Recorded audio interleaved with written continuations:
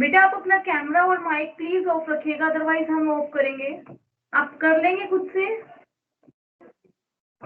Yes ma'am. Okay बेटा, तो हम अपने यस सेल मैम। के बारे में चैप्टर के बारे में बात कर रहे हैं बेटा। हमने अपने चैप्टर में स्टार्टिंग की थी, ठीक है। सेल्स के बारे में सब कुछ बताया था आपको। सेल्स का ये भी बताया था कि cells are of two types, animal cell और प्लांट सेल। एनिमल सेल और आपकी प्लांट सेल होती है बेटा। आपने अभी तक किया कि सेल मेम्ब्रेन के फंक्शन, ठीक है, आपके इस तरह के आपने फंक्शन स्टार्ट किए थे। सेल वॉल के फंक्शंस क्या होते हैं, तो आप उनके नेम, सेल के अंदर काफी और पार्ट्स भी होते हैं, उनके नेम के साथ आप क्या करेंगे, आप फंक्शन डिस्क्राइब करेंगे हम।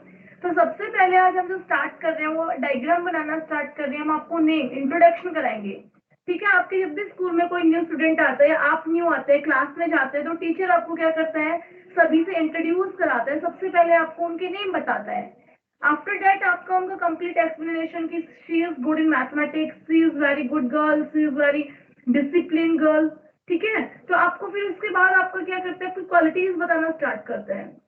सेम इसी तरह सेल के जो नेम्स होते हैं, पार्ट्स होते हैं, उनके हम नेम बताएंगे। आफ्टर दैट हम उनके क्या होते हैं बेटा, उनके जो फंक्शंस होते हैं, उनकी प्रॉपर्टीज होते हैं, उनका जो वर्क होता है वो हम आपको डिस्क्राइब करेंगे। तो यहाँ पे हम सबसे पहले हम क्या कर रहे हैं, बोर्ड को टू पार्ट्स में स्प्लिट कर रहे हैं। हमारी सेल क्या होती है बेटे, टू टाइप्स की होती है। फर्स्ट हमारे पास क्या आती है, एनिमल सेल,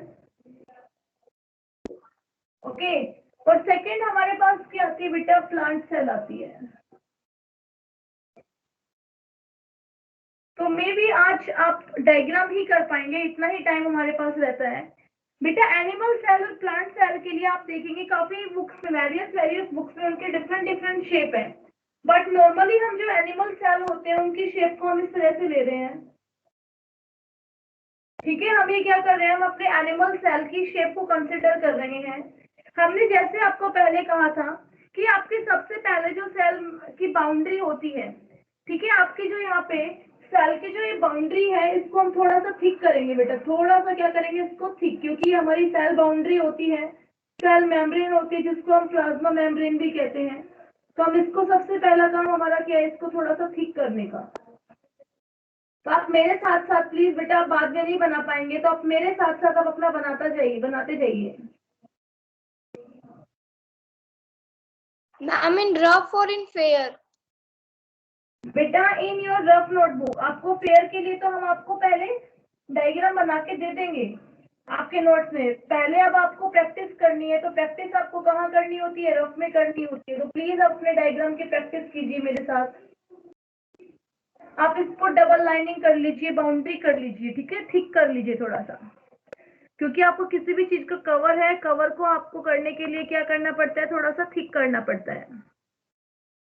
नेक्स्ट हमारे पास यहाँ पे आता है, आपने जैसे ही डबल किया, डबल करने के बाद आपने इसको नेम दे दिया बेटा।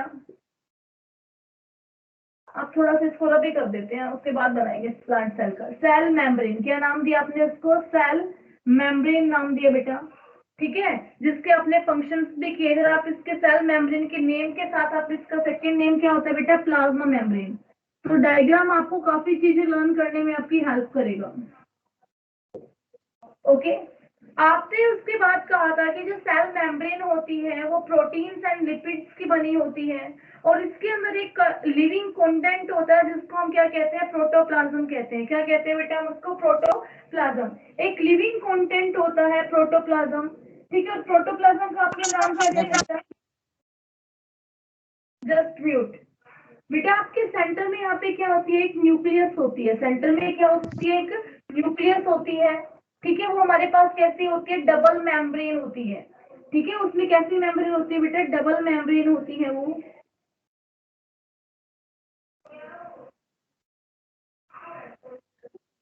ठीक है। ये क्या होती है हमारे पास, डबल मेम्ब्रेन होती है। तो इसको हम यहाँ पे क्या कह रहे हैं, न्यूक्लियस कहते हैं। क्या कहते हैं बेटा, हम इसको न्यूक्लियस कहते हैं, ठीक है। और इसकी जो आउटर मोस्ट बाउंड्री होती है उसको आप क्या कहते हैं, न्यूक्लियर मेम्ब्रेन कहते हो। क्या कहते हैं आप उसको, न्यूक्लियर मेम्ब्रेन। किसी भी चीज की जो बाउंड्री होती है उसको आप कह रहे हो मेम्ब्रेन, और किसकी है वो, सेल की बाउंड्री को आप सेल मेम्ब्रेन कहते हो। न्यूक्लियस की बाउंड्री को आप क्या कहते हो बेटा, न्यूक्लियस मेम्ब्रेन या न्यूक्लियर मेम्ब्रेन। क्या कह रहे हो आप उसको, न्यूक्लियर मेम्ब्रेन कह रहे हो।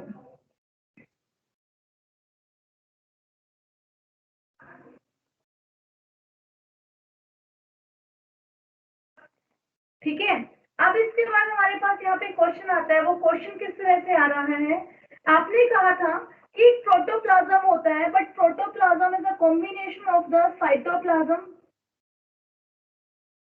And nucleus. न्यूक्लियस और साइटोप्लाज्म का जो कॉम्बिनेशन होता है उसको आप क्या कहते हो बेटा, प्रोटोप्लाज्म कहते हो। क्या कहते हो आप उसको, प्रोटोप्लाज्म कहते हो।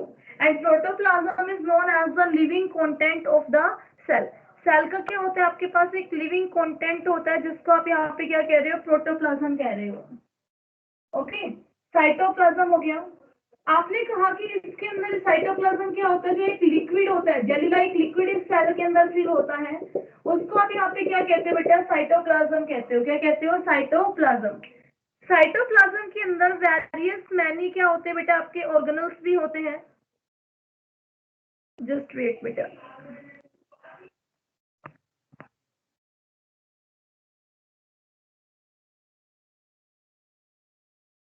वेट ए मिनट बेटा। स्क्रीन बेटा, आपको मेरी स्क्रीन कंप्लीट क्लियर दिखाई दे रही है?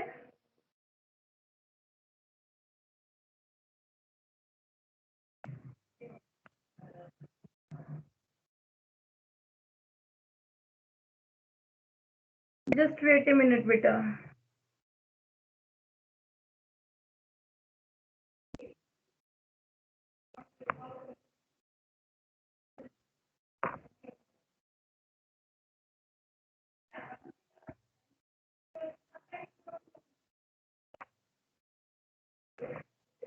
वेट ए मिनट बेटा।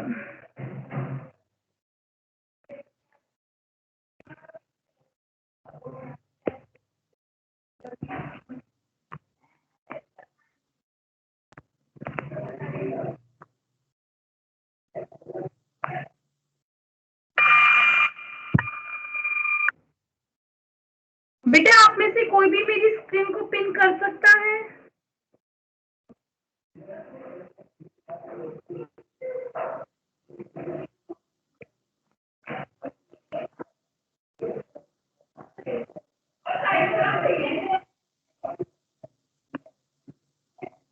यस बेटा, आप ये बताइए, आपको मेरी स्क्रीन बेटा बिल्कुल क्लियर दिखाई दे रही है, कोई प्रॉब्लम नहीं है ना? No, ma'am. ओके। Ma'am.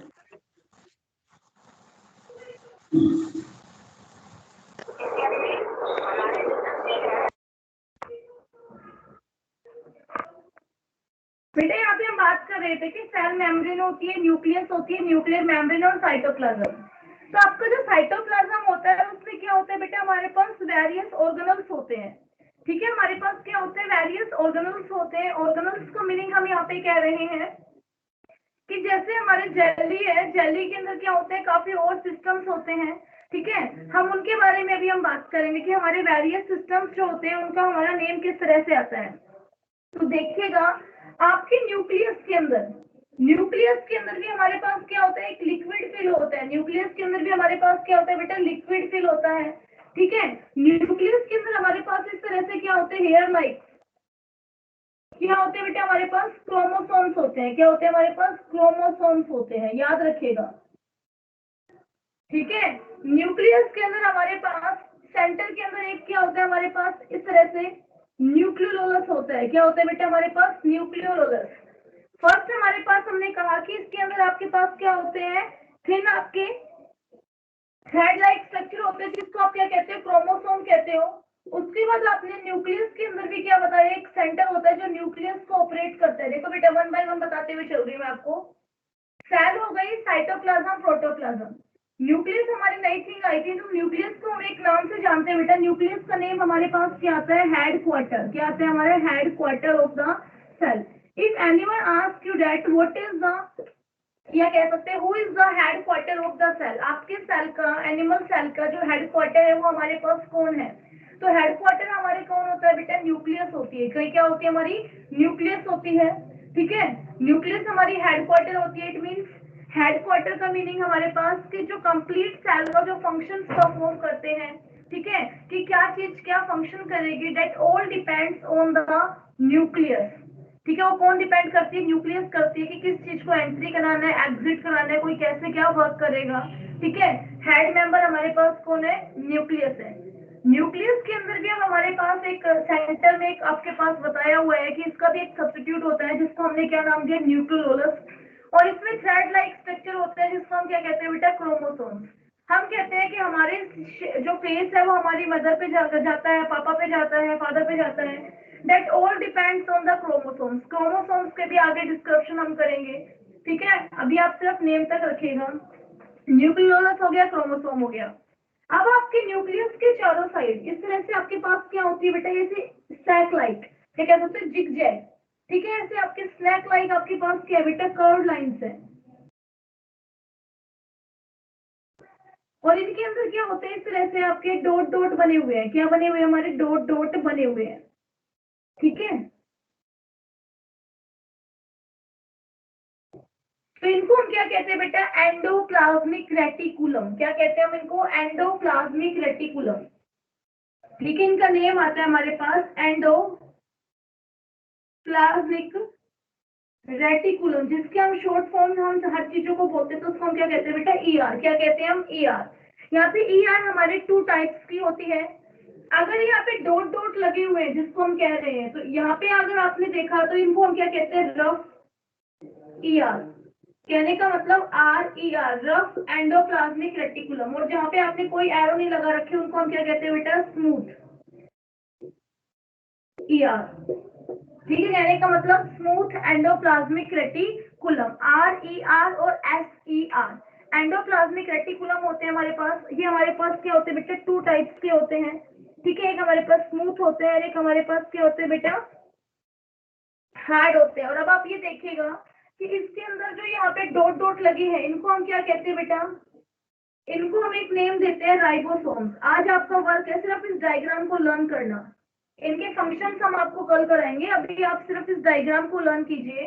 सबसे पहले सेल की बाउंड्री बनाई, बाउंड्री बनाने के बाद न्यूक्लियस बनाई। न्यूक्लियस के साथ चारों साइड एक लिक्विड फिल है जिसको हम साइटोप्लाज्म कहते हैं। न्यूक्लियर की बाउंड्री को न्यूक्लियर मेम्ब्रेन कहते हैं। न्यूक्लियस के अंदर एक और सेंटर था जिसको हम न्यूक्लियोलस कहते हैं। थ्रेड लाइक स्ट्रक्चर थी जिसको हम क्रोमोसोम्स कहते हैं। न्यूक्लियर के बाहर आपका इस तरह से जिगजैग में जो लाइंस बनती है उनको हम एंडोप्लाज्मिक रेटिकुलम कहते हैं। जहाँ पे डॉट डॉट होता है वो हमारे रफ होते हैं, जहाँ पे डॉट नहीं होता वो हमारे स्मूथ होते हैं। और जो डॉट होते हैं वो हमारे क्या है बेटा, राइबोसोम्स। डायग्राम में वो हमारे क्या है, राइबोसोम्स है, ठीक है। इसके बाद हम यहाँ पे बात करते हैं आपके इस तरह से मटेरियल है आपके, ठीक है।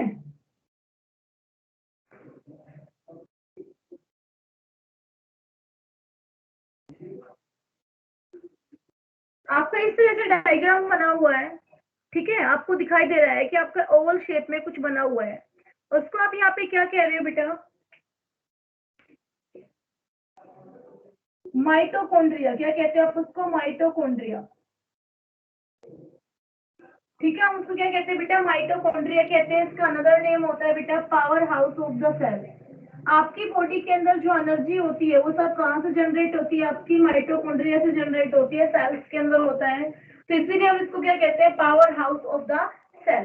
अब आपकी सेल के अंदर इस तरह से आपके क्या बनते हैं बेटा, वैक्यूल्स बनते हैं। क्या बनते हैं आपके, वैक्यूल्स। वैक्यूल्स हमारे क्या होते हैं, सेल के अंदर जो भी स्टोरेज होता है या कह सकते हैं जो वेस्ट मटेरियल होता है वो कहाँ पे स्टोर होता है बेटा, वैक्यूल में। इनको हम क्या कहते हैं, स्टोर हाउस। क्या कहते हैं हम इनको, स्टोर हाउस। स्टोर हाउस होते हैं हमारे ये। सिर्फ आपको डायग्राम लर्न करना है और कुछ नहीं करना बेटा इसके अलावा।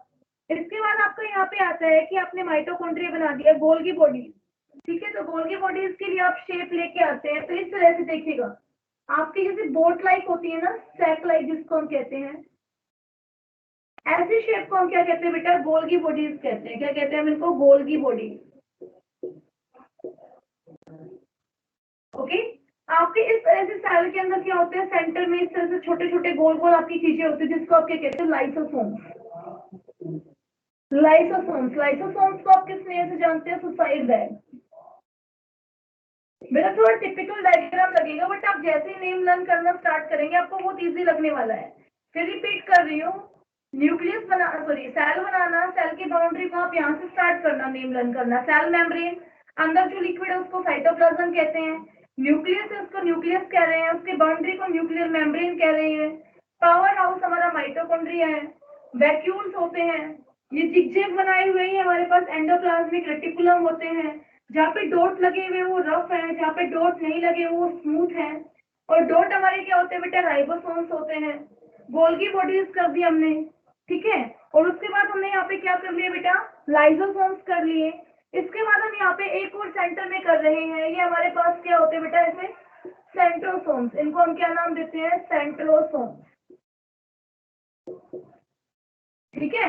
इस तरह से आप क्या कर सकते हो, इनको नेम दे सकते हो, वेरियस टाइप से आप नेम देंगे, ठीक है। उससे आप यहाँ पे क्या बनाओगे, डायग्राम बनाओगे। ये डायग्राम आपको इनके कंप्लीट एक्सप्लेनेशन में हेल्प करेगा, ठीक है। विदाउट डायग्राम आप कोई भी एक्सप्लेनेशन नहीं कर पाओगे। तो आपने इसका डायग्राम अच्छे से बनाना है बेटा, बिल्कुल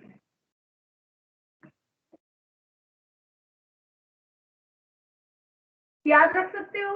आपने नोटबुक में बना लिया होगा।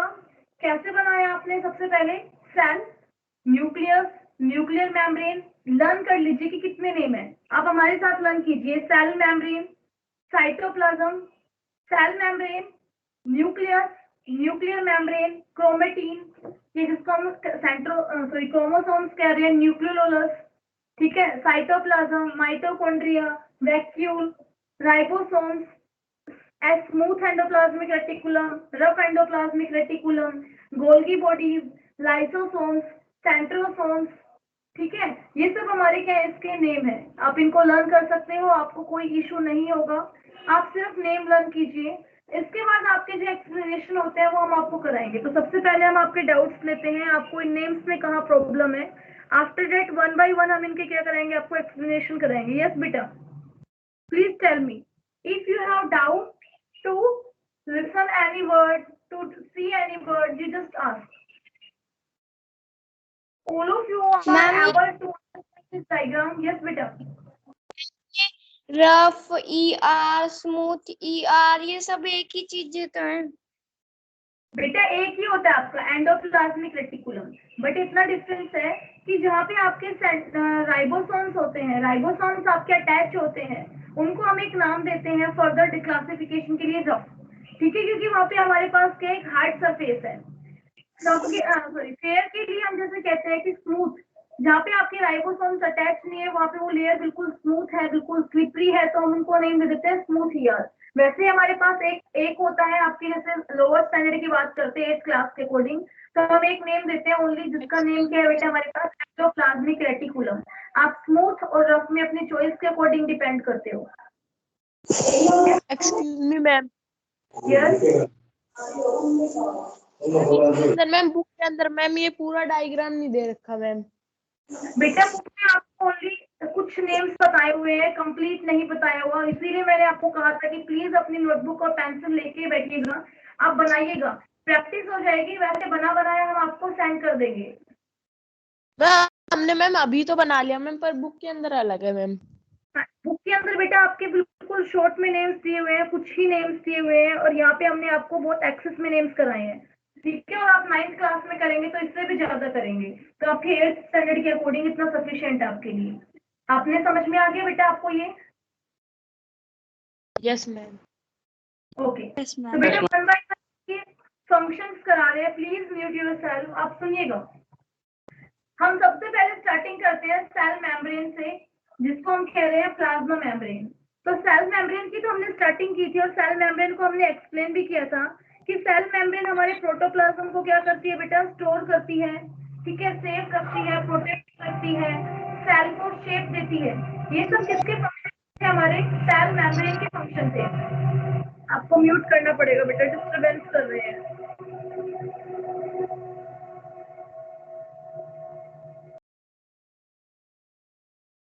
और हमारे पास यहाँ पे सेकंड कहता है, ठीक है, आपने इतना कहा। सेकंड हमारे पास यहाँ पे आता है आपका न्यूक्लियस। तो न्यूक्लियस को मैंने कहा बेटा हेड क्वार्टर कहते हैं सेल का, ठीक है। आप कहते हो कि हमारा जो फेस होता है पेरेंट्स से मिलता है, बॉडी से मिलता है, ठीक है। तो ये सब आपका जो रिस्पॉन्सिबल होता है, आपकी बॉडी में जो भी वर्क कराता है, ठीक है, वो सब किसके लिए कौन रिस्पॉन्सिबल होता है, कह सकते हैं कंप्लीट सेल को जो ऑपरेट करता है, जो इसको ऑर्डर देता है, कमांड करने के लिए देता है, उनका नाम क्या है बेटा, न्यूक्लियस। क्या है हमारे पास, न्यूक्लियस है, ठीक है। न्यूक्लियस के अंदर जितने भी जेनेटिक मटेरियल होते हैं, अब पहले न्यूक्लियस को एक्सप्लेन करेंगे वन बाय वन आपका। तो न्यूक्लियस में हम कहते हैं कि जितने भी हमारे पास जेनेटिक मटेरियल होते हैं वो सब हमारे किस में मिलते हैं, हमारे पास न्यूक्लियस में मिलते हैं। यहाँ पे हम राइट डाउन कर रहे हैं न्यूक्लियस किस, जो आपकी डिस्कवरी थी वो किसने की थी बेटा, रॉबर्ट ब्राउन ने। आपका एक साइंटिस्ट था जिसको हम कहते थे बोटनिस्ट। बोटनिस्ट क्या होते हैं बेटा, आपके जो प्लांट्स के बारे में स्टडी करते हैं वो साइंटिस्ट। उन्होंने क्या किया, न्यूक्लियस की स्टडी की।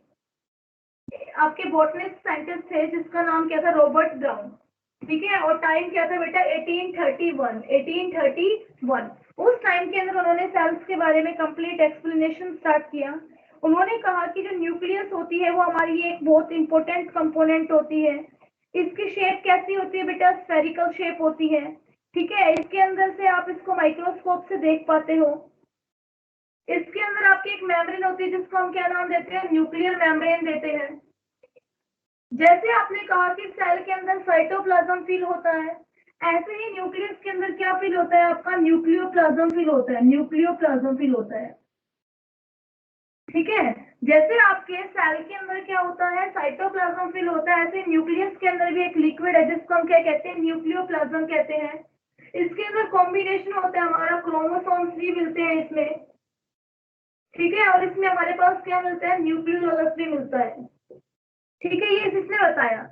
उसके बाद इसने इसको एक्सप्लेन करने के लिए इसके फर्दर डिवाइड किए बेटा। न्यूक्लियस का एक और नाम दिया कि इसको हेडक्वार्टर तो आप कहते हो, हेडक्वार्टर, बट इसको एक और नाम दिया जाता है जिसको हम क्या कहते हैं, factory of ribosomes. Factory of ribosomes.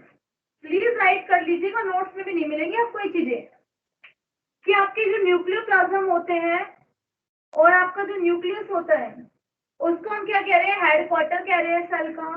Factory of ribosomes कह रहे हैं कि सारे के सारे राइबोसोम्स कौन प्रिपेयर करता है, न्यूक्लियस प्रिपेयर करती है। राइबोसोम्स का फंक्शन क्या होता है बेटा, प्रोटीन सिंथेसिस वाला होता है। ठीक है, आपका क्या होता है, प्रोटीन सिंथेसिस करता है आपकी बॉडी के अंदर। ठीक है, स्टोर करता है। तो हम कह सकते हैं कि न्यूक्लियस होती है उसमें हमारा क्या होता है बेटा, प्रोटीन आपका फॉर्म होता है। ठीक है, प्रोटीन की डेवलपमेंट के लिए हमारे पास कौन रिस्पॉन्सिबल है, न्यूक्लियस रिस्पॉन्सिबल है। हमने यहाँ पे इसको बताया। ठीक है, तो इसको हम न्यूक्लियस को क्या कहते हैं, हम फैक्ट्री ऑफ राइबोसोम्स भी कहते हैं।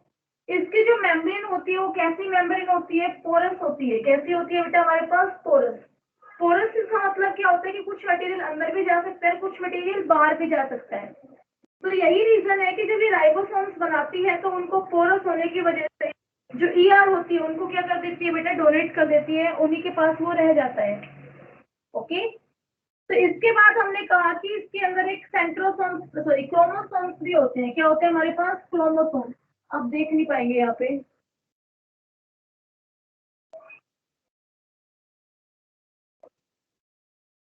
क्रोमोसोम्स क्या आते हैं बेटा हमारे पास, क्रोमोसोम्स। तो क्रोमोसोम्स में याद रखिएगा, क्रोमोसोम्स में हमारे पास पेयर होते हैं। आपके ह्यूमन बीइंग की अगर हम बात करते हैं, ठीक है, मैं इनको इरेज करती हूँ।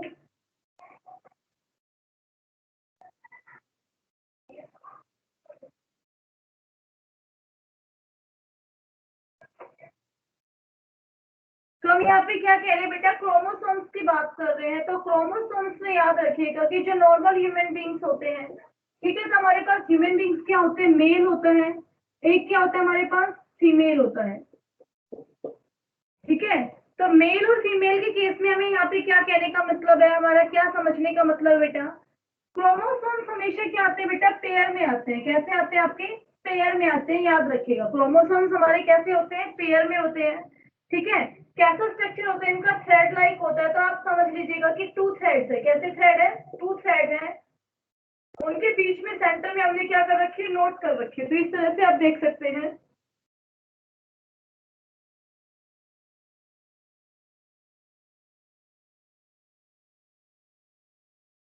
आपके टू थ्रेड्स है जिनको हमने सेंटर में क्या कर रखा है बेटा, बाइंड कर रखा है। ठीक है, तो इसी तरह से हम इनको क्या कहते हैं, जो हमारे थ्रेड्स हैं इनको हम कहते हैं क्रोमेटिड। और जो हमारा सेंटर होता है इसको हम क्या कहते हैं बेटा, सेंट्रोमियर। क्या कहते हैं हम इसको, सेंट्रोमियर। याद रखिएगा। ठीक है, तो हम यहाँ पे कह रहे हैं कि क्रोमोसोम्स में हमारे पास टू थिन थ्रेड्स होते हैं जिनका नेम क्या है, क्रोमेटिड। और इनको हम कंबाइन करते हैं, जो कंबाइनिंग प्लेस होता है जहाँ पे बाइंड होते हैं उसको हम क्या कहते हैं बेटा, क्रोमोसोम्स कहते हैं। क्या कहते हैं हम उसको, क्रोमोसोम्स कहते हैं। ठीक है, तो उसके बाद हम यहाँ पे कह रहे हैं इनके अंदर मेल और फीमेल के लिए, रहने दीजिए आपका नेक्स्ट चैप्टर में कराएंगे। 2 थ्रेड्स होते हैं, क्रोमेटिड और सेंट्रोमियर। बस इतना याद रखिएगा कि ह्यूमन बीइंग के अंदर 22 हमारे पास क्या होते हैं, 23 क्रोमोसोम्स होते हैं। कितने क्रोमोसोम्स होते हैं, 23 क्रोमोसोम्स। ओके, 22 क्रोमोसोम्स क्या करते हैं, ह्यूमन बीइंग की पर्सनैलिटी डेवलपमेंट करते हैं, उनके जो फीचर्स होते हैं बॉडी के अंदर वो डेवलपमेंट करते हैं। बट 1 पेयर हमारा किसके नेम से जाना जाता है बेटा, सेक्स पेयर जाना जाता है। ठीक है, कह सकते हैं कि आपके जो बेबी होता है, बेबी हम कहते हैं बॉय होगा या गर्ल होगा, it all depends on these chromosomes. ठीक है, तो क्रोमोसोम्स हमारे पास आप इतना याद रखिएगा कि 23 पेयर ऑफ क्रोमोसोम्स होते हैं ह्यूमन बीइंग की बॉडी में। ठीक है, जिसके अंदर हमने बताया कि 2 थ्रेड्स होते हैं जिनको हमने क्रोमेटिड कहा, सेंटर को हमने क्या कहा, सेंट्रोमेयर कहा। ओके, और इनके अंदर हमारे पास एक मटेरियल प्रेजेंट होता है जिसको हम क्या कहते हैं, जीन्स प्रेजेंट होते हैं। क्या होते हैं, जीन्स। ठीक है, जिसमें आपने कहा कि आपके जो पेरेंट्स होते हैं उनकी कैरेक्टरिस्टिक्स आपकी बॉडी में आती है, वो किसकी वजह से आती है, जीन्स की वजह से आती है, क्योंकि जीन्स में हमारे पास क्या होता है, डीएनए होता है। और डीएनए की फुल फॉर्म क्या होती है बेटा, डीऑक्सी राइबो न्यूक्लिक एसिड। ठीक है, डीएनए को आप क्या बोलोगे बेटा, deoxyribonucleic acid. I just write here deoxyribonucleic acid. Genes होते हैं, और जीन्स को हम क्या कहते हैं बेटा, यूनिट ऑफ इनहेरिटेंस। क्या कहते हैं, यूनिट ऑफ इनहेरिटेंस। आपके पेरेंट्स के कैरेक्टर्स आप में आएंगे, वो सब किस पे डिपेंड करता है, आपके जीन पे डिपेंड करता है। हमने एक्सप्लेन किया जीन हमारे किस में होते हैं बेटा, क्रोमेटिड में होते हैं। क्रोमेटिड किसका पार्ट है, क्रोमोसोम्स का पार्ट है। ठीक है, तो बट हमारी सबसे छोटी यूनिट क्या होती है, जीन होती है। जीन को हम क्या कहते हैं, यूनिट ऑफ इनहेरिटेंस कहते हैं। अनुवांशिकता की आपकी सबसे छोटी इकाई है। आपके पेरेंट्स के कैरेक्टर आप में आएंगे, और इसमें क्या होता है बेटा, आपका डीएनए प्रेजेंट होता है। आपने काफी बार कहा भी होगा डीएनए टेस्ट। तो डीएनए टेस्ट में क्या किया जाता है, आपकी बॉडी की सेल्स ली जाती हैं।